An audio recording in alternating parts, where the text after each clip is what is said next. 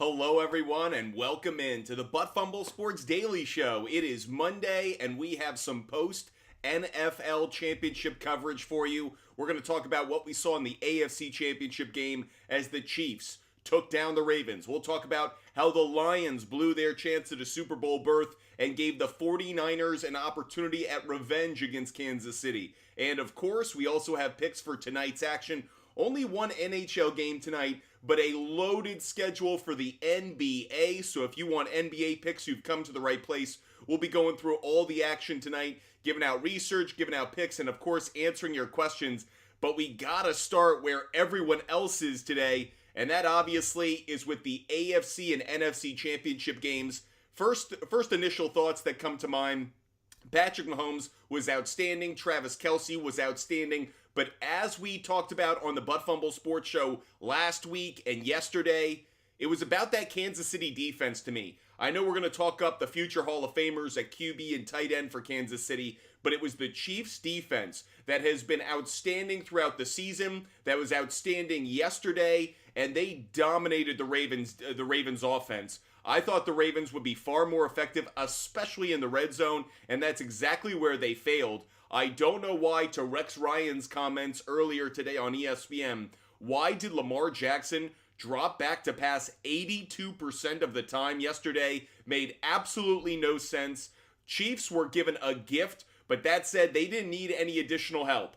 Patrick Mahomes was Hall of Fame caliber. Travis Kelce was Hall of Fame caliber. Steve Spagnuolo was fantastic. He might go down as one of the great defensive coordinators of all time, and he once again proves it, dominating a Ravens offense that at times during the season looked prolific, certainly didn't yesterday. Lamar Jackson, we are left with the same questions we had years ago, which is Lamar Jackson's extremely athletic, incredibly talented, and during the regular season, he can make anybody look foolish, either betting against him or trying to tackle him.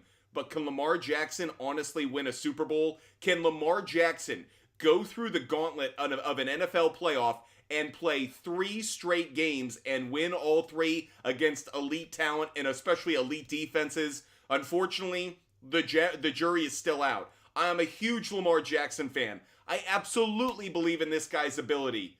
But yeah, that was a bad performance yesterday, and worse, it was a bad moment of loss for him. The interception to Isaiah Likely was arguably his worst throw of the season, one of his worst decisions of the season, and for that to be the kind of lingering highlight, the last thing we see from Lamar, certainly stands out in such a negative way. I'll cap off our AFC talk by saying this. For 2 decades, people tried to tell me that they didn't like seeing the Patriots in the Super Bowl, they didn't like seeing Peyton Manning in the Super Bowl or the Steelers in the Super Bowl, and now we've come across the Patrick Mahomes era. Embrace this time.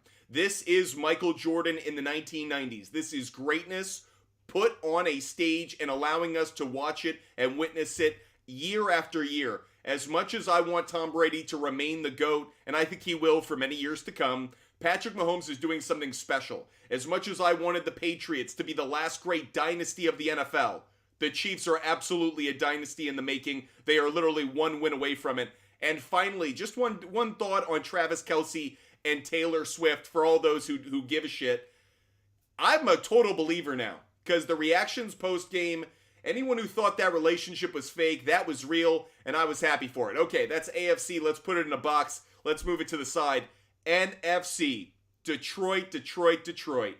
You went through all of that struggle. You went through a winless season. You went through heartache. Does somehow yesterday feel even worse? Or are you able to kind of compartmentalize what happened and go, well, we had the best year we've ever had in the history of our franchise in the Super Bowl era. I'm kind of curious to know where the city of Detroit comes down, and more specifically, where the fans of Detroit who were so into Dan Campbell and his, aggressive play calling, his go for it on 4th down no matter what approach throughout the season. Do you feel like your kneecaps finally got bit off by your own Lions? Or do you go, nope, you live by the sword, you die by the sword? I was okay with Dan Campbell because I'm a Lion. I didn't feel that way. I thought Dan Campbell should have kicked that field goal. I actually think there is way too much going for it on 4th down in the NFL. When you have points Why don't you just take the points? I don't understand this. And it's not just a Dan Campbell thing. It's across the NFL. I don't understand why head coaches don't value 3 points when they're accessible. Separate story. I'm sure there's an analytical argument that disproves my thought. There are also a lot of losses that could have been wins if you had just kicked field goals. But that said, the Lions had the best year that they've ever had in the Super Bowl era, and somehow you feel like Detroit is let down. I'm sorry that's the case. If they had lost a game, same score, but they hadn't dominated the first half and lost the second, maybe things would feel a little bit differently, but that's exactly what happened. Jared Goff and the Lions were on fire in that first half. They were as impressive in that half as really any team has been in the postseason, bar maybe the Texans against the Browns there for a quarter or a half. The Lions did everything right in that first half, and it wasn't enough. And the reason it wasn't enough is two factors. One, Dan Campbell's play calling. I did think it was a mistake.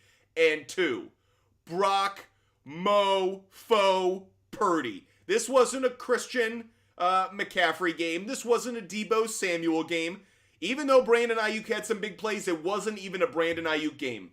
Brock Mofo Purdy came through on the throws, on the runs, on the decision making, on not making mistakes. Brock Purdy, you absolutely shut up the haters. If Lamar Jackson failed to shut up his critics yesterday, Brock Purdy said, critics, hold my frickin' lunch pail because I'm going to work. And that's exactly what he did. 49ers, you have earned your way into a Super Bowl, and maybe more importantly, to Nick Bosa, to George Kittle, and to others in that 49ers organization, you got what you really wanted. You got the opportunity at revenge. I think San Francisco, as much as anybody, wanted to face the team that they had lost to in the previous Super Bowl. They want the Chiefs. They want Mahomes. Now, there was a great stat I saw on ESPN earlier today. This is the fourth time in Super Bowl history that teams play each other for a second time. Unfortunately, teams that had played each other in the first Super Bowl matchup, they're 3-0. So, perfect example, the Giants played the Patriots twice in the Super Bowl. Tom Coughlin against Belichick. Coughlin's 2-0. That's what I'm talking about here. So, I guess the trends and the history is on the side of the Chiefs and on Andy Reid and Patrick Mahomes. But look out for this 49ers team, because making it to the Super Bowl is not enough. They want revenge, and I kind of like that as a little bit of extra spice factor as we look forward to this Super Bowl. So, folks, what did you think of the AFC and NFC championship games? Did you get what you wanted? Big shout out, by the way, those sports books. I told you guys who I was betting yesterday. Unfortunately, we didn't cover, or rather, we covered on the Chiefs. Obviously, Ravens' money line didn't hit, but I told you the Chiefs and I told you the 49ers because the sports books were rooting for those teams. What do we know about the sports books? When they want money, they make money. Don't follow the public, follow Vegas. It worked for us yesterday. But what was your reaction if you have a take on what you saw yesterday? A reaction, how your bets went, anything, hit us up on the show. Feel free to come on as a guest live on the air. More than happy to do that. Or you can write your comment. Queen Alexia, hey, what's good? Hope you're doing well. For all those watching on Twitch, Kick, and YouTube, feel free to write in your comments. Feel free to let us know what your reaction to the game was. If you are watching on TikTok, you can join the show as a guest and join the show live on air. We can talk about what you saw, what you thought. So if you guys love the content, love the channel, and love the show, make sure you join it. We're here for it. Blake, 200 to win, 1,100 for the Niners. Let's go, Blake. Riding with it. Personally, I'd hold on to that ticket. I'd probably place a hedge bet on the Chiefs to cover. Chiefs like plus 3.5, Chiefs plus 4.5, something like that, just to give yourself a little bit of coverage. But personally, I hold on to that Niners winning ticket. But Jones, knew Aguilar wasn't going to score. Told y'all. But Jones, there was a play where he was running down the left sideline on like his one big play of the day, where I was thinking, if he gets in the end zone, I'm never going to hear the end of it from Majomes. So appreciate you joining us today, Majomes. Wonderful to have all of you guys with us. Make sure you guys are hitting that follow button. Make sure you're subscribing. We're going to continue to talk about the NFL and what we saw on Championship Sunday. Of course, we also have the NBA today. So if any of you guys want to talk some NBA, Joel Embiid, are you really hurt, or do you just not want to play the Denver Nuggets? Joel Embiid is out against the Portland Trail Blazers tonight, something to keep mind of. We do have picks to give out throughout the show, so when we hit 2,000 likes or we get a gift or something, we'll give out our first pick of the day. With that said, more than happy to continue to break down what we saw on Championship Sunday. One big thing that stood out to me was Kyle Shanahan. Kyle Shanahan has a history of falling behind in games and not being able to make that fourth quarter comeback. Whether that's a function of the quarterbacks he's had or his offense not being maybe conducive to comeback games, I'm actually impressed by the fact the 49ers had to come back in 2 straight games in this postseason. They haven't gotten off to strong starts and yet have still ultimately gotten wins. Not something we have actually come to expect from a Kyle Shanahan team.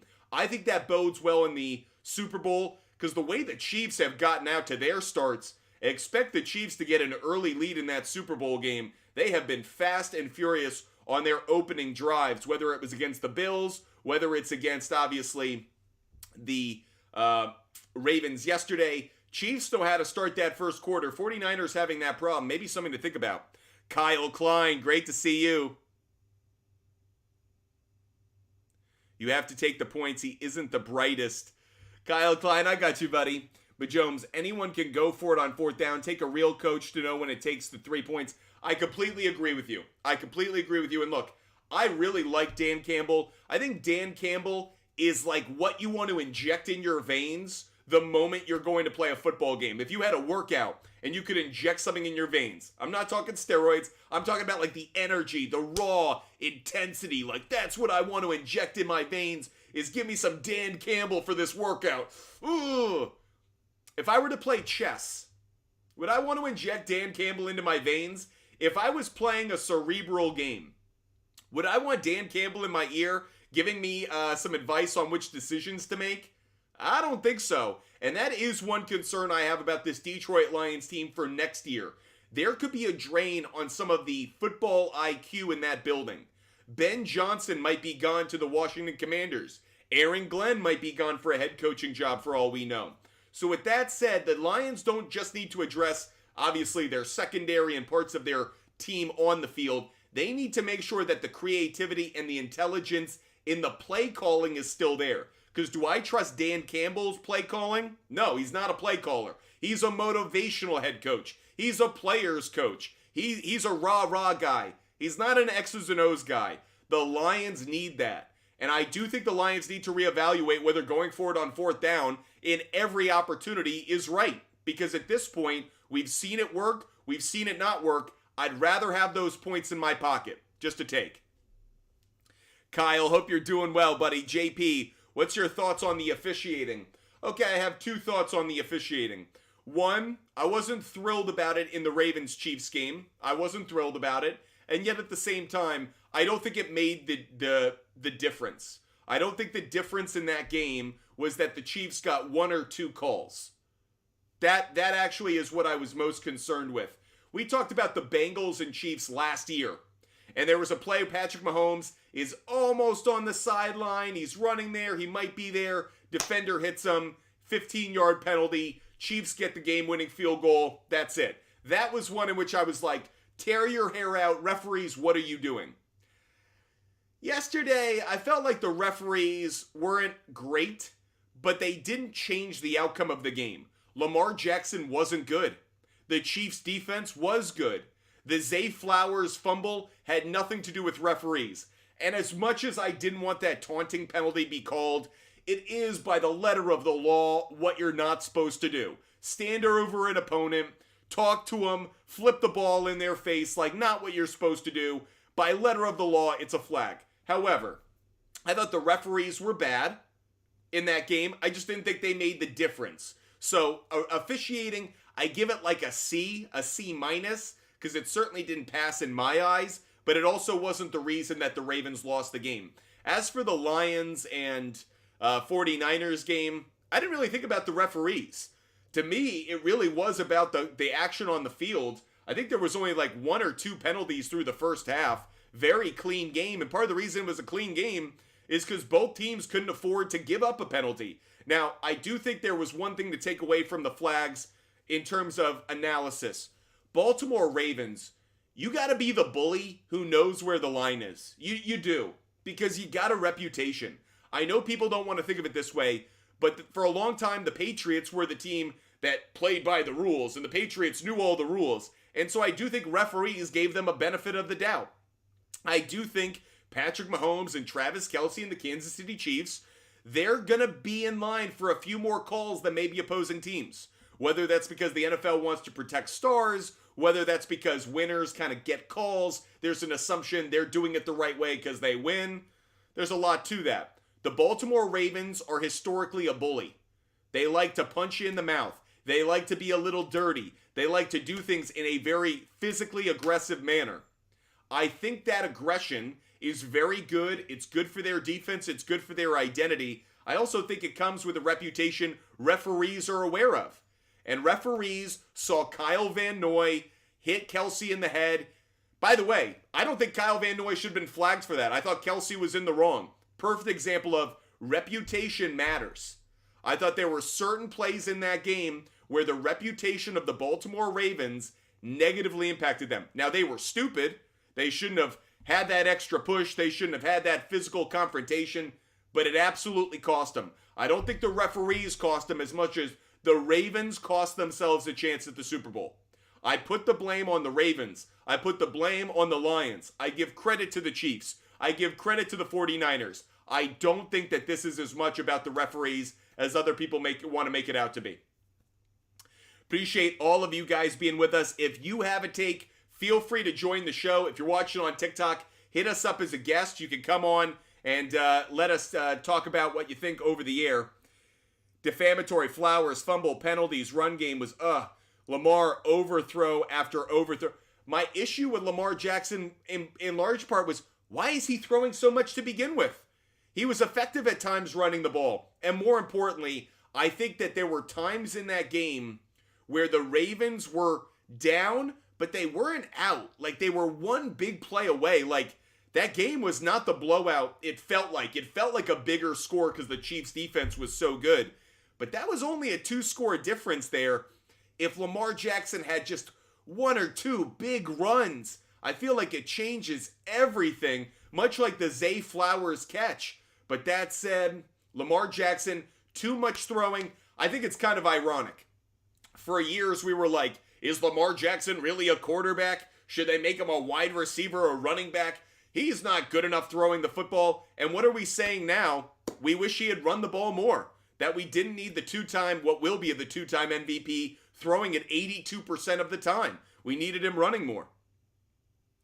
Arctic Tiger, I was with you. Big disappointment. Big disappointment. Mahomes hits, late hits on the sideline hashes should always favor the defender. I tend to agree with you, but I actually think there are a number of things about this NFL where how's a defender supposed to play? So you've got to avoid hitting them in the head, but you're also going full speed. I'm trying to sack Mahomes. He gets rid of it just before, and if I push him just to make a little contact, and he goes, it's a flag. I think roughing the passer is way overcalled. It's just a terrible penalty. How we evaluate it, roughing the passer should be one of those plays that you should know it when you see it. It should be so obvious. I thought the roughing the passer call against the Ravens yesterday was nonsense. I thought that was a bad call. I understand it might be an extra step, half step. Nonsense. I thought it was a bad call. That was one that was a little bad. Arctic Tiger, I tend to agree with you. Doge, I think you're right. I think the NFL did want Swift in the Super Bowl, but I'm also not going to make it out to be that. There are a lot of people who want to be like, it was scripted. The NFL and Roger Goodell wanted Taylor Swift there. You know, Lamar Jackson could have prevented that. Zay Flowers could have prevented that. John Harbaugh could have prevented that, and they didn't. So as much as I want to make it out like, yes, I agree with you, obviously Taylor Swift is going to add a couple, 10, 15 million eyeballs to the Super Bowl, and that isn't an exaggeration. I still think the Ravens lost that game.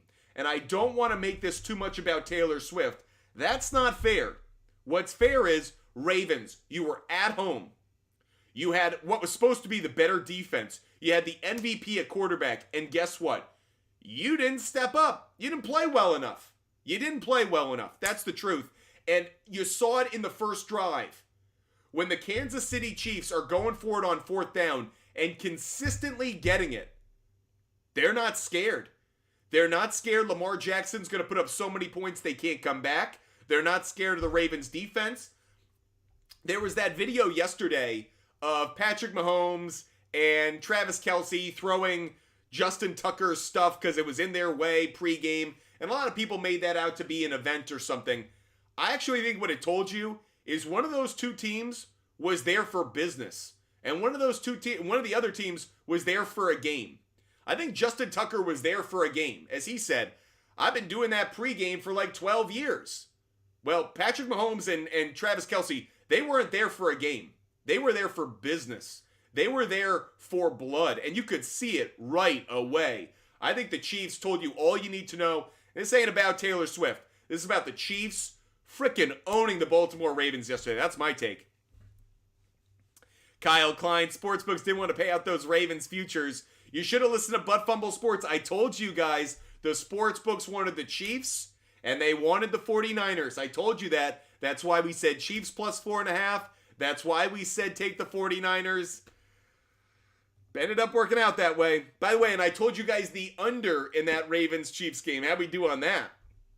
Majomes, Swift better accept the Lombardi if they win. Majomes, bringing jokes. Roger, next year, I got you.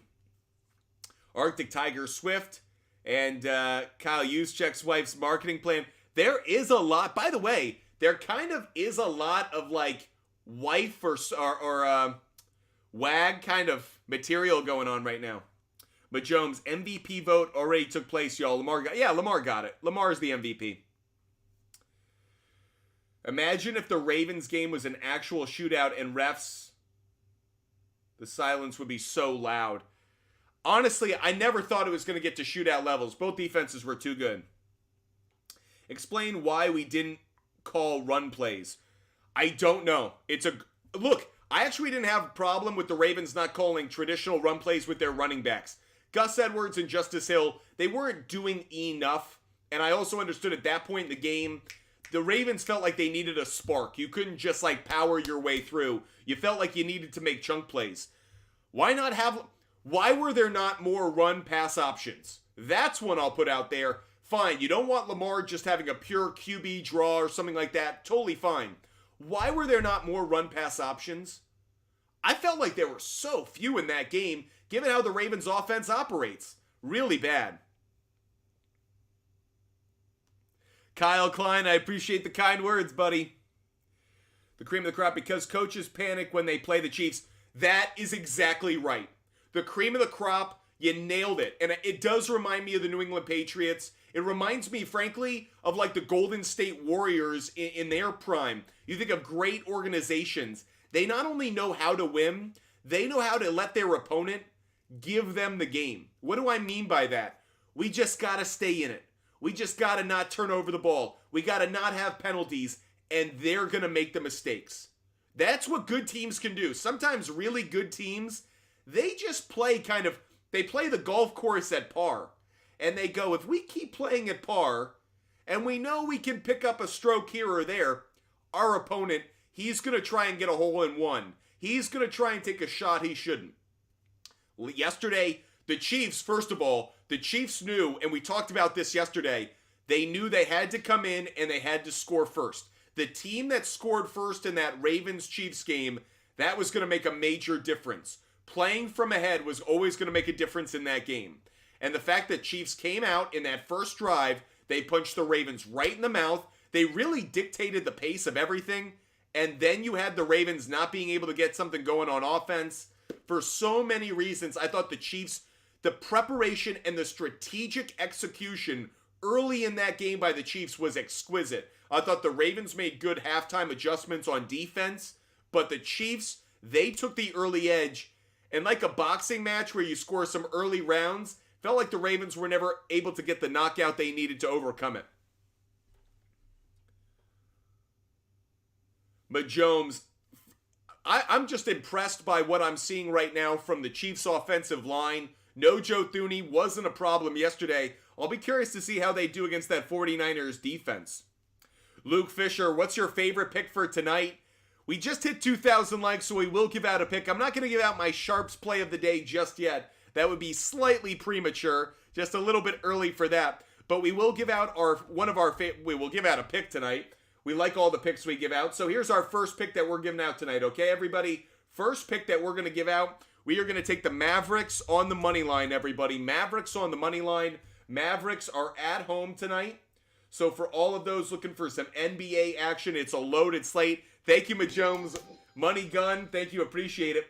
Mavericks are playing the Magic. Magic were a hot team earlier this year. A lot of you guys like betting the NBA and have followed the Magic's success. That's definitely tailed off in the last couple of weeks, last month or so. So Mavericks on the money line. Obviously no Kyrie Irving still, but Luka Doncic coming off that brilliant performance in Atlanta. I expect the Mavericks to collect another win at home. Jorge, Snead was outstanding, but I'm also going to say Justin Reed was outstanding. The defense of the Chiefs is underrated. I've said it before, I'll say it again. One of the reasons they're underrated is outside of Chris Jones, I don't know if even a passionate football fan could name more than 2 or 3 members of that defense. I'm so impressed by how they've built young, fast, athletic defensive players, put them all on the field at the same time. They're versatile. They can operate Spagnuolo's aggressive structure. I love what the Chiefs have built, but they don't have a lot of star power. Now, that may change as people know Snead's name more or Reed's name more, but outside of Chris Jones, this defense doesn't have enough brand names to get the kind of respect it deserves. Bundu, Nuggets -4. Interesting on that. Let's jump on over to Outlier, and we're going to talk about that Nuggets game really quick. So the Nuggets coming off a loss. Coming off the win against the 76ers, forgive me. They host the Milwaukee Bucks tonight, and for all of those that are curious, this is going to be the coaching debut for Doc Rivers as head coach of the Milwaukee Bucks. Denver is a 3.5-point favorite where we see it right now. The public is very heavy on the Nuggets, both in the spread and on the money line. I tend to agree with this one. I do like the Nuggets as well. Did want to keep note of what the public's going at, but I like this one as well, as I mentioned. I'll put this one up on my big board. That's Nuggets on the money line. I agree with you, Bundu. They aren't underrated, man. They've let up at least 20, at most 27 points. They're not underrated. You're right. They're not underrated. Can I say they're underappreciated? Maybe it's too much of a synonym. Statistically, you're absolutely right. You're absolutely right. I take it back. They're not underrated because statistically, they're one of the best defenses in the league. What I would say is, I think that the lack of brand name star players changes how we think about that defense. I think if you right now take the 2 defenses in the Super Bowl, which one do you think is better? The 49ers or the Chiefs? I think a lot of people would go, well, Nick Bosa and Chase Young and Fred Warner. But the truth of the matter is I think the Chiefs are actually probably a better defense, especially with how they've been playing of late. So I think you're right. They're not underrated, but I still think they're a little underappreciated. Bad Beat Sports, what's good, brother? Hope you're having a great day. If any of you guys want to talk live on the show, hit us up as a guest. Love taking your calls. Love going back and forth about what's going on in the sports world. Obviously here to answer your questions and help you guys out with any of the research that you need done for tonight's games. Kyle Klein, I'm going to avoid the Nets plus 3.5. Interesting one, but I'm going to avoid it. JP, are you touching anything in that lone NHL game? I thought about taking the under, JP, under 7. I bought it up to 7. Other than that, I'm not crazy about it. Kyle Klein, NBA talk or too early? No. I like the Nuggets on the money line, Kyle. So you hit nail right on the head. I'm not crazy about that Nets. That Nets game has me a little bit nervous. About that one. For those that are curious about that, that is the Jazz at the Jazz at the Nets. Jazz at the Nets, and the Nets are an underdog at home against the Jazz. Something about that doesn't match the smell test for me. We'll jump on over to Outlier and let's see how the public is betting it. Right now, the Jazz are a heavy favorite on the money line. As for the spread, the public, the tickets are on the Jazz. The money is a little bit more on the Nets. Maybe you want to take the Nets like you did at +4, +3.5, something like that. But overall, I'd probably avoid that game. Just there's something about it that just doesn't feel right. I'm a little bit worried about it, so I tend to avoid it. Jorge, does Rivers use Lillard right today? I don't think Doc Rivers is going to use Lillard right throughout the season. I think Damian Lillard is the best offensive weapon and the worst defensive player you could possibly have on the Bucks, because I think he can expose you in a pick and roll offensively, and I think he gets exposed in the pick and roll defensively. I think the loss of Drew Holiday is as significant as the addition of Damian Lillard, and I think what the Buccaneers really didn't understand when they got Damian Lillard is there's already so much scoring in the regular season. That's not where you're really going to see it come and fall apart. In the postseason, opposing offenses are going to attack Damian Lillard. So you're not going to have him on the floor on crucial defensive plays that could turn into offensive possessions? Are you going to call a timeout every time or make the substitution? I love Dame Lillard. He's absolutely worthy of being a top 75 player in NBA history. But the Milwaukee Bucks, when they've been at their best historically under Giannis, they were great defensively, and then they found enough scoring. Now they're trying to do it the other way. They're trying to get enough scoring to compensate for a bad defense. I don't like that at all. Majomes, appreciate you, buddy. How do you feel about Chase Young? Bro hasn't done much.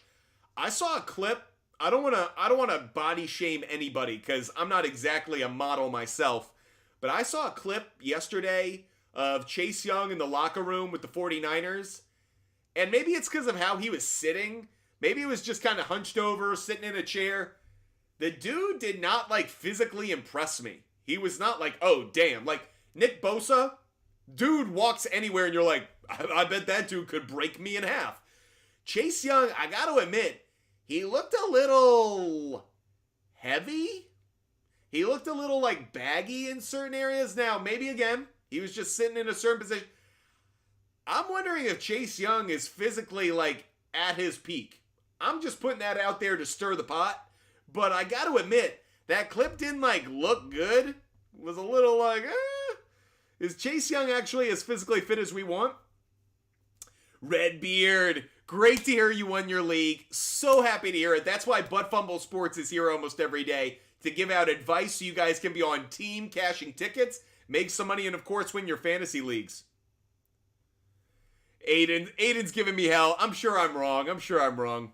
Jorge, love Paul George 19.5. Jorge, it's amazing. Jorge, did you go to my SHARPZ account and see my bets for the day? If any of you guys want my bets every day, you know where to find them. They're on the SHARPZ app. If you don't have access to the SHARPZ app yet, DM me on Instagram, Buttfumble Sports on Instagram. I'll hook you guys up with a connection to every bet I make every day for free. But that is one that I like as well. Jorge found it. I'm putting it up on the board. I was going to give it out as a pick, but if you're hitting on it, I got to give it out now. Paul George over 19.5 points. I completely agree with you on that one. By the way, I know people were talking about, we talked about it yesterday, so I'm not going to bring up the LeBron, Steph Curry, Lakers, Warriors game. It was phenomenal. One of the best games of the year. But did anyone see that beatdown? Celtics and Clippers the other night? Damn! The Clippers dominated the Celtics in Boston. Boston had only had one loss prior to that. It was against the Nuggets, literally the game prior. Okay, fine. Lost the game. Clippers, okay, you lose to... It wasn't you lost to the Clippers. The Celtics got dominated.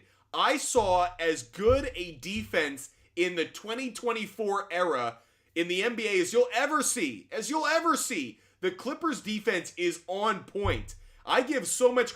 Ty Lue should be coach of the year. I'm saying it right now. People thought the Clippers were going to be a bad rock band with too many egos just clashing. All of a sudden, the Clippers are arguably the best team in the NBA. You can say that now. I know they're not the best team in terms of standing, but I'm saying in terms of how they've played over the last, 6 weeks? 8 weeks? They just beat the best team in the NBA in the Celtics, and they did it on the road. They did it in Boston, and they dominated. They didn't let the offense of the Celtics get anything. James Harden is playing his best defensive basketball of his career. Kawhi Leonard looks like the Hall of Fame superstar that was at one time my favorite player in the league. Like, when Kawhi Leonard is right, I would challenge anybody to not have him in your list of like best 5 players in the league. The dude has more Michael Jordan qualities at times than anybody else. He is a killer. He is a dog. I love Kawhi Leonard, and he is playing elite basketball right now. Paul George is playing well, and he doesn't even need the headlines. Like, he's got his podcast. He's doing well. Russell Westbrook has found a role coming off the bench. He knows how to deliver quick offense. He's the microwave that offense needs to keep them engaged when they have some of their other stars off the floor. Ty Lue, bravo, dude. Ty Lue is a great coach. He is someone, in this way, he kind of reminds me of Eric Spoelstra. I think there was a time being a former coach of LeBron was like a bad thing because people didn't give you your flowers or credit for winning as much as you did. And then when LeBron leaves, you realize how good and how smart these coaches are. Ty Lue has been outstanding this year. For me, he's the coach of the year right now. Brilliant job. And look out, because this Clippers team, this is the best Clippers team I can think of in the history of the franchise, and they're built for the postseason. They're built to make a postseason run. And who in the West is going to stop them? The Nuggets? Maybe, but the Nuggets aren't as good this year as they were last year. The Thunder? I don't know. I feel like actually the Clippers match up really well against the Thunder. The Timberwolves, that's an interesting one. Bit more height there for the Timberwolves. Maybe that's a bit of an advantage. But overall, I see a Celtics, Clippers, NBA Finals in our future. If I were to put a bet down right now, Celtics, Clippers, that's who I would put in the NBA Finals. What do you think? Who are your 2 teams in the NBA Finals? Arctic Tiger, I do like D'Angelo Russell over his 18.5 points. D'Angelo Russell, what is it about that dude being in trade rumors that turns him into like a borderline all-star? I mean, honestly, he goes from being an 8th man on the bench to being Jalen Brunson the moment he's mentioned in a trade rumor. So what about D'Angelo Russell? We're going to take a look at it right now and see if that's a good bet. 18.5 points is what we're looking at. Right now, the over has the much stronger implied probability, 57%. And why? Again, a lot of green up on your screen if you're watching on YouTube, Twitch, or Kick. He has gone over 18.5 points in 8 of his last 9 games. If we look at it specifically on the road, 3 straight games this is cashed on the road. Now, the hot streak really happened while he was at home, but still, I'm a believer in this. Now, the only problem, Houston's pretty good against point guards. They're a really good defense against them. I'm still taking Russell. I like the over. If you could take it at over 16.5 or over 15.5, obviously the better play. But really like that, Arctic Tiger. Jorge, hoping Harden doesn't become a cancer and PG3 and Claw don't get injured. That is the great challenge with the Clippers. I actually don't have as many concerns about James Harden being a diva. I was worried about that more in the gelling process. Now that he's a member of the team, I think it's going to work out okay. Interesting that Russell Westbrook and James Harden are back on the same roster, and I haven't heard a peep about them. So either they have a real friendship, or there isn't the kind of animosity that I thought there was when James was in Houston and Russell was in OKC. But that said, it is about PG-13, and it is about Kawhi Leonard staying healthy. If Kawhi Leonard is healthy for a postseason run, this Clippers team is as good as anybody. You take Kawhi Leonard off, I don't know if they're the 4th or 5th best team in the conference. So he makes that big a difference for me. Obviously, his health is everything. Luke Fisher, parlay Mavs money line and PG over 18.5. Not a bad play. I mean, I didn't parlay those 2 specifically. I did make those 2 bets. I do like it. Original Nate, Sixers Clippers finals watch. I'd be willing to take that bet, and here's the reason why. Maxey and Embiid are not enough. Maxey and Embiid are not enough to beat the Boston Celtics. I don't know if they're enough to actually beat the Miami Heat. I think they're enough to beat the Bucks.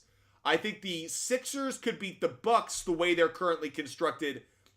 But the Heat, Bam Adebayo, Jimmy Butler, Tyler Hero, now Terry Rozier, the Heat have maybe a little bit more depth. I don't know. It's closer between those two.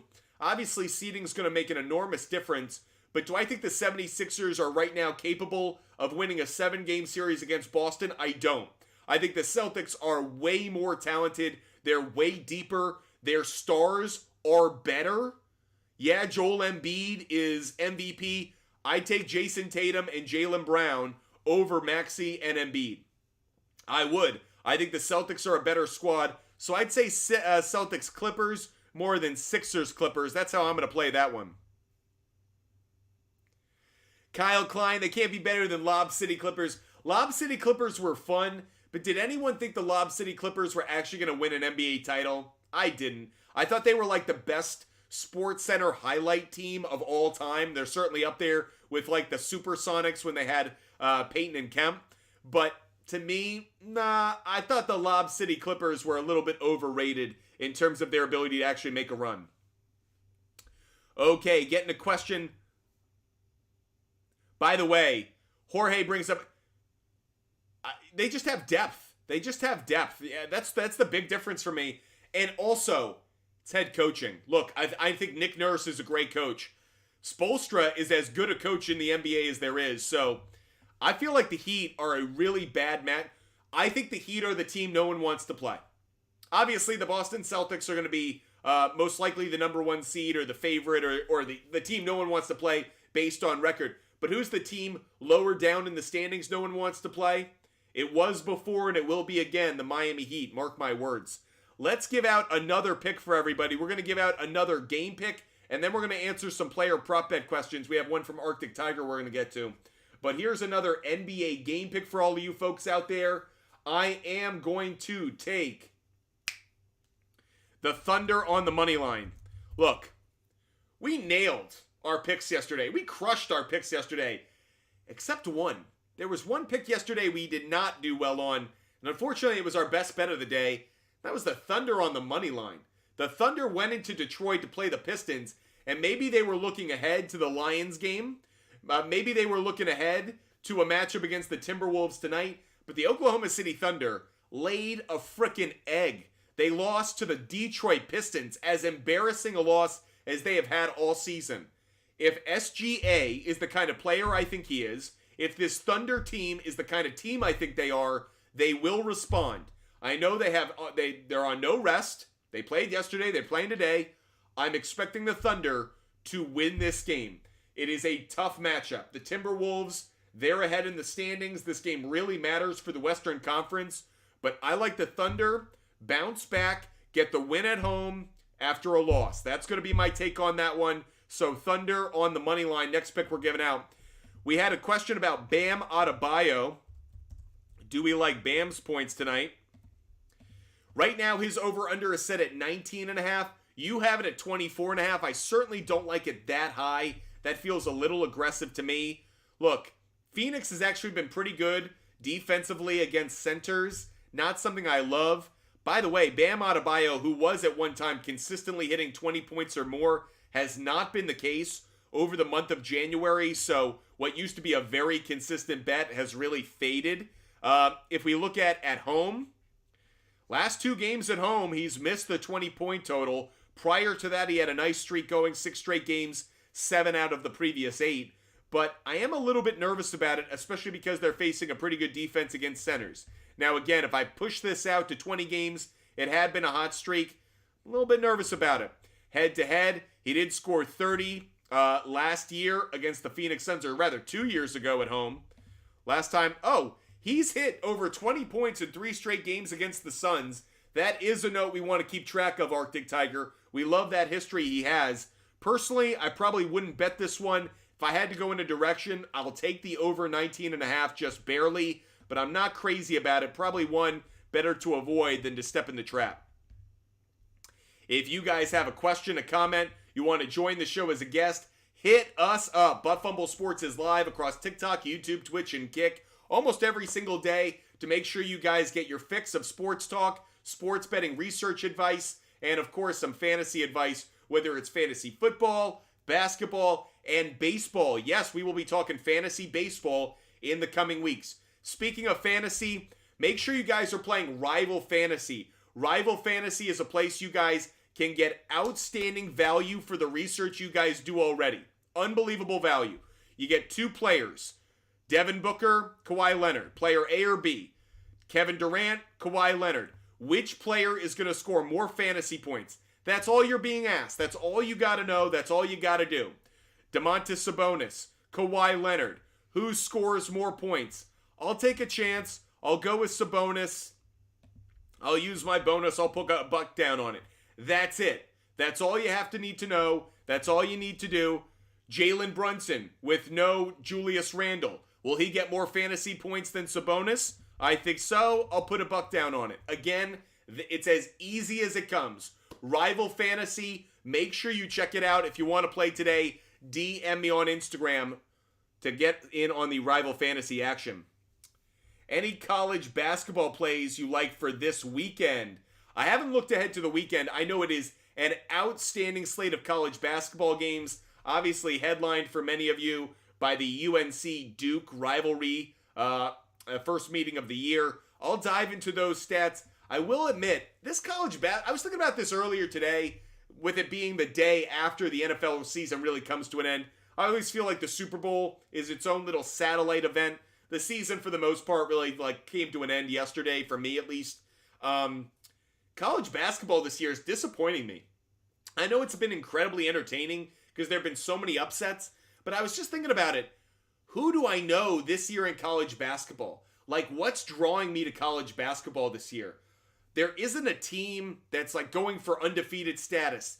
There isn't a team that's the clear-cut number one. You could argue Purdue, I guess, but they've had their losses. This feels like a year that the tournament is going to be amazing. The tournament is going to be impossible to predict.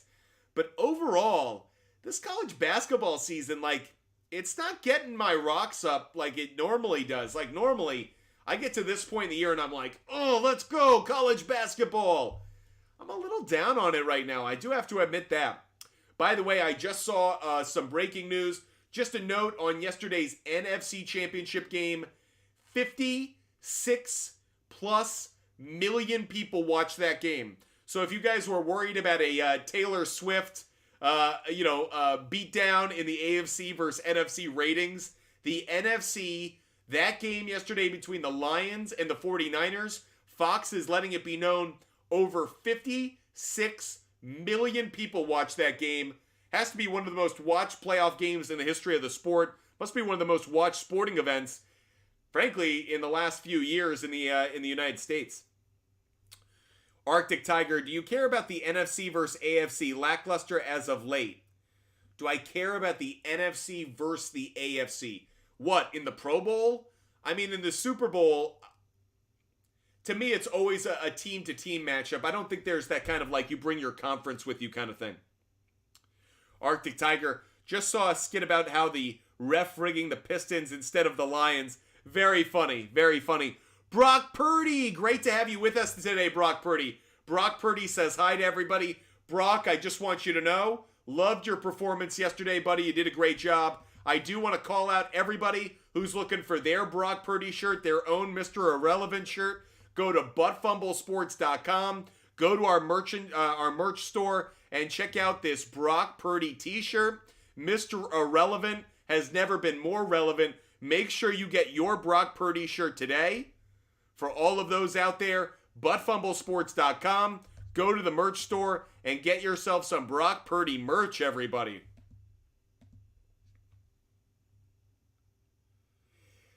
Is there props on Kelsey proposal after the Super Bowl? IP Shade 45, I have heard that rumor. People are putting that rumor out there pretty hard that Kelsey is going to propose to Taylor Swift post-Super Bowl. I don't think it's going to happen.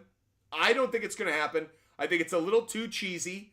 It's a little too Carlos Correa cheesy for me. But if anyone got that reference.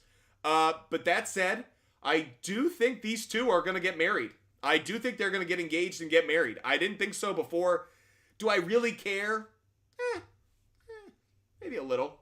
And when I say I care a little, just because it's fun. It's fun to talk about outside of the normal sports conversations. But that said, I do think they're in a real relationship. Like, I don't know. Felt pretty real to me. I don't think there's a proposal, but I'm sure on like Bovada you could bet on that. IP Shade 45. Arctic Tiger. The Travis Kelce retirement thing is getting a lot of pub. A lot of pub. There are a lot of people out there saying Travis Kelce is going to retire after this season. Makes a lot of sense to end after a Super Bowl. Rob Gronkowski, did he do it? Did he come back? I don't remember if Gronk came back. I don't think so. Gronk retired after that Super Bowl, right? Someone correct me on that. I think it would make a lot of sense, though. A lot of sense for Travis Kelce to retire right now. By the way, has anyone seen his playoff stats? His stats in playoff games are bonkers, ridiculous nuts. It is amazing how good that dude is in the postseason. It really does speak to his greatness. Is not just a rate. Why is he arguably the greatest tight end of all time? I don't think he is. I think he's the greatest receiving tight end of all time. We've talked about that before. But why is he getting that kind of label or that title? Because it's not just him collecting regular season receiving titles. It is postseason. That dude is a killer. He comes up with big catches. He comes out with touchdowns. Travis Kelce, man. Travis Kelce. Luke Fisher, I'm riding with orange Gatorade being dumped on the winning coach. Kind of like that. I think orange or red. I think orange or red this year. I don't think blue. I think I'm fading blue a little bit. Arctic Tiger, Kelce touchdown, a clear lock. Clear lock. Daniel Sanchez, yeah, that Super Bowl logo conspiracy went about as far as it could. There was a moment I was believing in that myself. I'm not going to lie. I was believing that conspiracy theory a little bit. But I also thought the Chiefs were going to cover, so only so much conspiracy theory before your money hits the sports book table. IP Shade 45, I'm just trying to maximize some bets and cash out. IP Shade 45, I got you. Carlos, what player props you like for tonight's games? There are a few I put out there on the SHARPZ app. I didn't actually have as many as I thought I would. There weren't as many great matchups as I really wanted there too.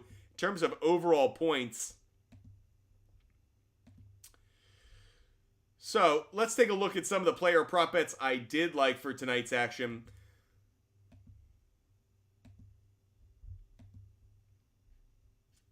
Where are we at? Where's Jalen Brunson? Gotta get over the Knicks. What am I doing here? So I'm at OKC, SGA, against point guards. Not a great play. I'm just pointing out some plays I don't like. We look at the Knicks. We look at Jalen Brunson. Point guard, bad matchup, don't like it. OG Anunoby was someone I had my eye on actually tonight. OG Anunoby, if you could get him at like over 16.5 points, I like that one. That's one I like. So I'll put that one up on my big board right now. OG Anunoby, over 16.5 points. Let's get that decimal point in there. Boom. There you go. Another player prop bet we like. We do have to give out our SHARPZ play of the day when we hit 5,000 likes. When we hit 5,000 likes, we are going to give out our SHARPZ play of the day, everybody. SHARPZ play of the day at 5,000 likes.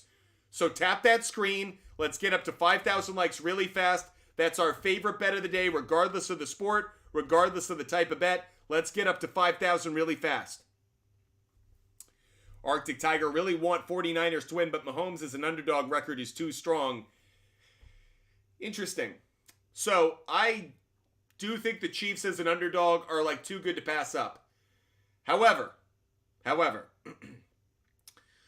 the sports books are unbelievable at winning, especially in the Super Bowl. I saw something earlier today that the sports books have only lost 2 Super Bowls. That means the sportsbooks paid out more money than they won. Those two Super Bowls were the Chargers 49ers Super Bowl in like 1994 or 1995 or whatever. And the other one was the Patriots Giants Super Bowl. So in the history of Super Bowl sports betting, the sports books have only lost twice. Do you know who the sports books want to win in this Super Bowl? I'll give you a hint. It ain't Kansas City. The 49ers. The 49ers are the team the sports book wants to win right now. So keep that in mind. Even though the Chiefs are the underdog, the 49ers, it would be better for the sports books right now if the 49ers won. We'll see if that stays the case, but certainly something to keep your eye on. If you need any reason to actually bet against Patrick Mahomes, that might be number one. When we hit 5,000 likes, we're going to give out our SHARPZ play of the day. Getting there almost to 5,000, so tap that screen, and we will give out our favorite bet of the day.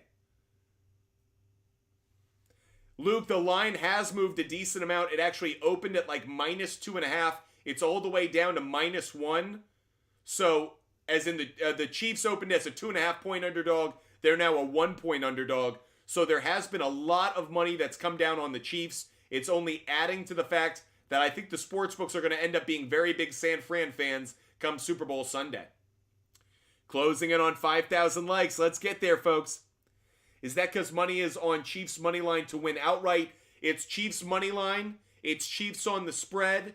I think it's also the fact that there was a moment there that the 49ers maybe were the future betting favorite, but the Chiefs, even if you bet on the Chiefs in the future, you're getting a lot more return on your money. So for a number of reasons, it's San Francisco is the team that the sportsbooks want, at least right now.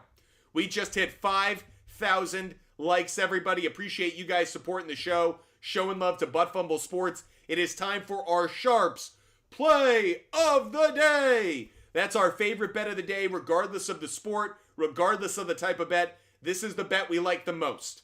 Now, I have to open up this segment by saying yesterday, we liked the Thunder more than anything, and the Thunder let us down. So I'm not saying this is a lock. There are no locks here at Butt Fumble Sports, but based on trends, based on data, based on our research, this is the pick we like the most today. Let's see if this team doesn't poop their pants like the Oklahoma City Thunder did yesterday, okay? SHARPZ play of the day is the Boston Celtics on the money line tonight, guys. Celtics on the money line. The Celtics hadn't lost at home the entire season. They've lost 2 straight games at home to the Nuggets and the Clippers. Those are 2 of the best teams in the NBA. You can forgive those losses. You can go, fine. They were due 2 good opponents. The Celtics aren't losing at home to the Pelicans. I don't think the Celtics are losing 3 straight. The spread right now is set at 8.5. I'm not crazy about it. If I had to go towards the spread, I might lean a little bit closer towards the Pelicans covering. Maybe taking Pelicans plus 10.5. That might be a good play. But who's winning this basketball game tonight? The Boston Celtics. Celtics on the money line. My SHARPZ play of the day. My favorite bet of the day. Regardless of the sport. Regardless of the type of bet. Mark Gonzalez, let him know. Remember, DM Butt Fumble Sports on Instagram to get every pick I make for free. I give out all of my picks every single day because I want you to win money. I want you to win your fantasy matchups. I want you on team cashing tickets. And so make sure you never miss a pick. Make sure you never miss our research. And of course, never miss our show. So DM me on Instagram for all of my picks and hit that follow button. Hit that subscribe button. No matter the platform, if you're watching on YouTube, Twitch, Kick, or on TikTok, make sure you follow, make sure you subscribe. IP Shade 45, thanks so much for the money gun. We've had a lot of fun with you guys today. That hour just flew by, everybody. Flew by. I hope you guys love the show.